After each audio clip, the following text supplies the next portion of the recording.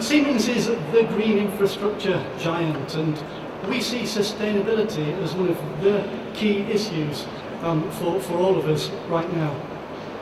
Just in terms of our credentials on this topic, we've organised our company to take advantage of this. For example, we talk about our environmental portfolio. Last year, that brought us 28 billion euros of sales. That's already over a third of our turnover. So you can see that this is already a key business driver. Attendant with that portfolio, we actually saved our customers 270 million tonnes of CO2. And there's a lot more to go where that came from as well. Also, in terms of our credentials, we're number one in the Dow Jones Sustainability Index for our sector. We're also number one in the Carbon Disclosure Project Leadership Index for our sector. So we've got quite a lot to add to this equation. To come to the topic at hand, is this the greenest government ever? I suspect that might sort of haunt David Cameron for a little while. It's a huge topic, we've only got a short time, but just to pick out a few points really. As far as the government strategy is concerned, everything seems to follow from the carbon budgets, and the fourth carbon budget has already been kind of widely publicised. As we know, it's 34% by 2020, 50% by 2025, but whatever, 80% by 2050. These are very difficult targets to achieve. But it is possible if we organise ourselves correctly. And I think one thing that, let's say, is positive, that I think the government do get the fact that they need a strategy for all of the different areas that contribute to sustainability. So a strategy for buildings, a strategy for industry, for transportation, agriculture. For the power sector, decarbonisation of the power sector is obviously going to be absolutely critical in the longer term. Now, people are always looking to government for direction and for things like incentives and so on. What incentives, if we need any, do we have to invest in low carbon technology? Well, we've had for some time the renewable obligation certificates. We've got feed-in tariffs. I'm sure we can speak about that a little bit more as well. We've got the announcements about renewable heat incentives.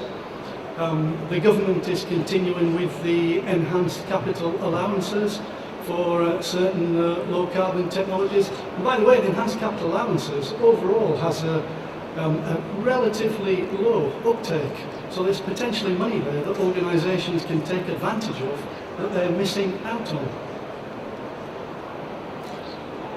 What about the government itself? Maybe the government can take more of a role on this. I understand that the government is actually the largest consumer of energy in the country. Think about that, the largest single consumer of energy in the country.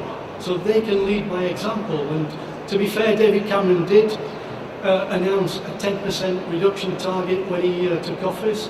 10% reduction in 1 year. The 1 year is just about up. I haven't seen the announcement, but I understand that they were pretty much on target for the first 10%.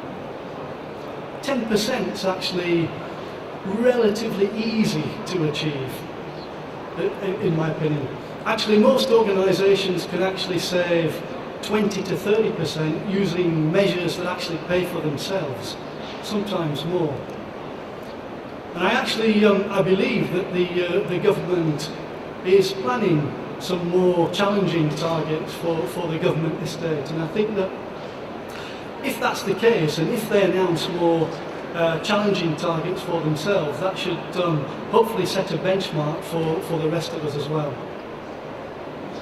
How are we going to pay for all of these investments? Well, Green Investment Bank's been mentioned, Green Deal, maybe we can look at some of those things. But actually there is money available. You know, there's this impression that there isn't any money there. Let me tell you that the finance community is waking up to the fact that certainly energy efficiency is one of the fastest returns on investment currently available. You know, most of the measures that we talk about with energy efficiency provide a rate of return of at least 30%. Think about that. I'm not sure where else you can find a 30% return on investment right now. Our own company, for example, has just made £550 million available so the Carbon Trust can continue its loans scheme. We didn't do that because we're altruistic. We know that there are good returns to be made there. We're also actively seeking additional investment in energy efficiency. There is money out there, companies just need to wake up and take advantage of that. So what does industry and commerce need? Well, always a platform of clear, consistent, long-term regulation is required for business. Certainly in terms of some of the low-carbon technologies and some of the larger infrastructure-type projects, these need a longer-term investment profile. Has the government got a good track record on that? Well, maybe not really. I think there's probably a couple of bad examples there that have already been mentioned. Carbon reduction commitment. A lot of us who are big supporters of the principle are very critical of the way that the scheme has been changed so many times and the impact has been very much diluted. Feed-in tariffs on solar. I mean, come on, have we seen any mixed messages about the impact of renewables? You know, we need a clear framework there.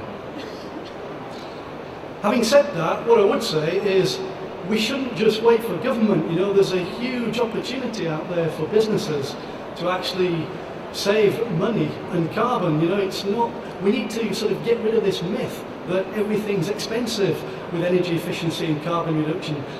It's a journey that you go on. The first step is energy efficiency, and you start with no-cost and low-cost improvements. Then you move into your first stage of your capital investment program, which actually provides you with a return on that investment. And it's only with the longer-term renewables and low-carbon technologies where the returns start to get a little bit longer. But most organisations still haven't really got into the first steps of it, so there's a huge opportunity there across industry and commerce. So let's not just wait for government. In terms of a few specific things that the government could do maybe to facilitate that for us, I think that they could maybe try to encourage or mandate the uptake of an energy management hierarchy, a bit like we have now with the waste management hierarchy. They could implement mandatory greenhouse gas reporting for all organisations. So we have that a little bit in some guises with CRC, with EU ETS and so on. What I'm suggesting is that we have a harmonised greenhouse gas reporting structure for all organisations. Let's make a non-executive director responsible for energy efficiency and low carbon technologies within an organisation. And just as another thought, maybe we could make display energy certificates mandatory for all organisations.